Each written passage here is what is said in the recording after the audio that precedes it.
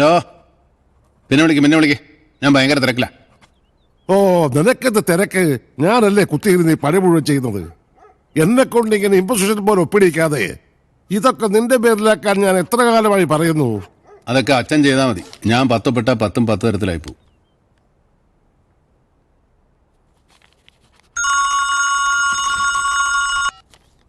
എടാ, നിന്നോടല്ലേ പറഞ്ഞത് പിന്നെ വിളിക്കാൻ. ആരാടാ ഫോണില്? അതെ, ഒരാൾ ഫോണിൽ സംസാരിക്കുമ്പോൾ ആരാ, എന്താ, എവിടെ നിന്നൊക്കെ ചോദിക്കുന്നത് മര്യാദയല്ല. അതാദ്യം പഠിക്കും. ലണ്ടനിൽ പോയി പഠിച്ചിട്ട് എന്ത് കാര്യം? മാനേഴ്സ് വേണം. ഇതൊക്കെ കണ്ടിട്ടല്ലേ മക്കൾ പഠിക്കുന്നത്. എന്താന്ന് വെച്ചാ പറഞ്ഞു തൊലക്കേ. ഇത് വേറൊന്നല്ല, ഇന്ന് ശിവനുടെ ഫോൺ കോൾ വന്നപ്പോ ആരെന്താ ചോദിച്ചത്? ഞാൻ ചെറിയ ഡോസ് എടുത്തു, അതെടുത്ത് അപ്പൂപ്പിന് നേരെ പ്രയോഗിച്ചതാ. വെറുതെ അല്ല, ഞാനും വിചാരിച്ചു ഇത്ര പെട്ടെന്ന് എവിടുന്ന് വന്നു ഇവര് മകതിരി വന്ന്. അപ്പൂപ്പ, ഇങ്ങനൊരു മോനെ അപ്പൂപ്പന് എവിടുന്ന് കിട്ടി? എന്താടാ എന്റെ മോനൊരു കുറവ്? ഏയ്, ഒരു കുറവില്ല, എല്ലാം കുറച്ച് കൂടുതലാ. ഇതുവരെ അപ്പൂപ്പനല്ലേ എന്റെ സ്കൂളിൽ വന്നോണ്ടിരുന്നത്. ഇപ്രാവശ്യം വെക്കേഷന് എന്നെ കൂട്ടിക്കൊണ്ടുവരാൻ എന്തിനാ പപ്പ അയച്ചത്? എല്ലാം തല്ലിപ്പൊളിയാക്കിയില്ലേ പപ്പ? ആദിയുടെ പപ്പ ഇവിടെ ഫസ്റ്റ് ടൈം വരുന്നതുകൊണ്ട് പറയാ, we are very proud of him. National level best സ്റ്റുഡന്റിനുള്ള അവാർഡ് ഞങ്ങളുടെ സ്കൂളിന് ഫസ്റ്റ് ടൈം കൊണ്ടുവരുന്നത് ആദിയാണ്. Beautiful. Adi, which course you prefer? Music. Karate. എനിക്ക് കരാട്ടെ വേണ്ട പപ്പ, ഞാൻ പാട്ട് പഠിച്ചോളാം. എന്നാ പാട്ടും കൂടെ പഠിച്ചോ. അടിക്കാൻ വരുന്നവരെ പാട്ടും പാടി അടിക്കാലോ. 2 കോഴ്സും കൂടെ എത്ര രൂപ ഫീസ്? 60,000. ഓ, സോറി. അയ്യേ, വൃത്തികെട്ടവൻ, മനുഷ്യന്റെ ബാണം കളയുമല്ലോ. ഇത് സ്കൂളിൽ നടന്നത്.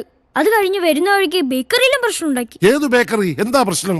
നമ്മൾ എപ്പോഴും സ്വീറ്റ്സ് വാങ്ങുന്ന ബെസ്റ്റ് ബേക്കറി ഇല്ലേ, എന്റെ കാലക്കേടിന് അവിടുന്ന് ഒരു പേസ്ട്രി വേണമെന്ന് ഞാൻ പറഞ്ഞു. 3 ചോക്ലേറ്റ് പേസ്ട്രിയും കൂടി. അപ്പൂപ്പൻ എവിടെ? കുറെ നാളായല്ലോ കണ്ടിട്ട്. വീട്ടിലുണ്ട്. അപ്പൊ ഇതാരാ, പുതിയ ഡ്രൈവറാ?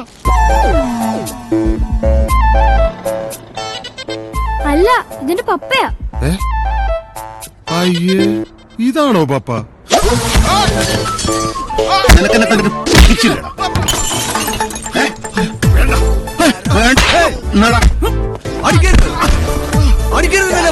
അടിക്കണ്ടേ? എന്നാ തന്നെ ഞാൻ ഇടിക്കാടോ. ഞങ്ങളൊക്കെ ഉണ്ട്. ഓ, നിങ്ങളിവിടെ അടി ചോദിച്ചു പഠിക്കാൻ വന്നതാണ്.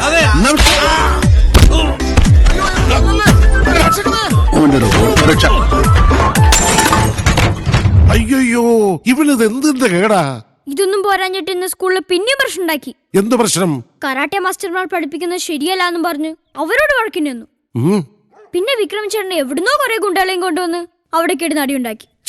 എടാ വിക്രമ, നിന്നോടല്ലേ പറഞ്ഞു എനിക്ക് വരാൻ പറ്റില്ല. എനിക്ക് നാളെ ആദ്യം കൂടി തിരുവനന്തപുരത്ത് പോകാനുള്ളതാ, ബ്യൂട്ടിഫുൾ സ്റ്റുഡന്റ് അവാർഡ് മേടിക്കാൻ. എന്നോട് തിരുവനന്തപുരത്ത് വരുന്ന ആരും പറയുന്നു. അയ്യോ, ഈ ചൂടിനവൻ തിരുവനന്തപുരത്ത് പോയാൽ മന്ത്രിസഭ വരെ ചവിട്ടി മറിച്ചിടും. അപ്പൊ സത്യം, നാളെ അവാർഡ് വാങ്ങിയ പപ്പ എങ്ങാനും എന്നോട് വന്ന എല്ലാവരുടെ മുമ്പിൽ വെച്ച് പപ്പ എന്നെ നാണം കെടുത്തു. എന്തെങ്കിലും ഒന്ന് ചെയ്യ അപ്പൂപ്പ, പ്ലീസ്.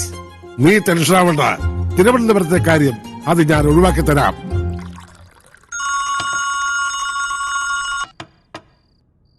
ഹലോ. എന്തായാലും മുതലാളി ഒന്നും നടക്കൂലട്ടാ. നീ അഡ്വാൻസ് മേടിച്ചു വെക്കടാവേ. ഇല്ല മുതലാളി, ഈ പറഞ്ഞ എമൗണ്ട് നടക്കില്ല. അഡ്വാൻസ് ഞാൻ വാങ്ങിക്കൂല്ല. അല്ലെങ്കിൽ നീ എമൗണ്ട് ഫിക്സ് ചെയ്തോ? ഏയ്, അതൊന്നും ശരിയാവൂല മുതലാളി, പിന്നെ അത് വൻ സീനാകും. അബ്ദുറസാഖ് ഉണ്ടോ അവിടെ? ഉണ്ട്. ഫോൺ അവന്റെ കൊടുക്ക്.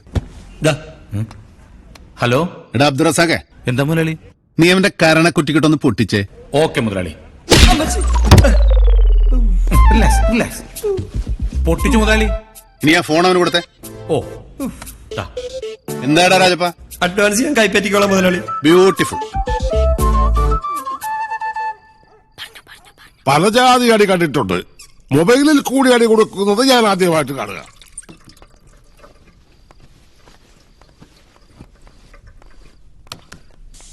നീ രാവിലെ റെഡിയാവണം, നമുക്കൊരിടത്ത് പോകാനുണ്ട്. രാവിലെ എനിക്ക് ആദ്യം കൊണ്ട് തിരുവനന്തപുരത്ത് പോകണ്ടേ? അത് സ്റ്റെൻസിലാവൂസ് പൊക്കോളും. സ്റ്റെൻസിലാവൂസിന് ഞാൻ 2 മാസത്തെ ലീവും കൊടുത്ത് പറഞ്ഞു വിട്ടില്ലേ? അവനെ ഞാൻ തിരിച്ചു വിളിച്ചോളാം, അവൻ പൊയ്ക്കോളും. എന്റെ മോൻ അവാർഡ് വാങ്ങിക്കുന്നത് കാണേണ്ടത് ഡ്രൈവർ സ്റ്റെൻസിലാവോസ് അല്ല, ഞാനാണ്. അച്ഛനല്ലേ പറഞ്ഞത് ഈ വെക്കേഷൻ മുഴുവൻ ഞാൻ അവനോട് കാണുമെന്ന്. പിന്നെ അതിനിപ്പോ മാറ്റി പറയുന്നത്? നീ പോയാ ശരിയാവില്ല. ആദി നിന്റെ കൂടെ വരാൻ തയ്യാറല്ല. അവനെ കുറ്റം പറയാൻ പറ്റില്ല. അതുപോലല്ലേ നിന്റെ പ്രവൃത്തി. നീ അവന്റെ അച്ഛനാണെന്ന് പറയാൻ പോലും അവനിപ്പോ നാണക്കേടാ.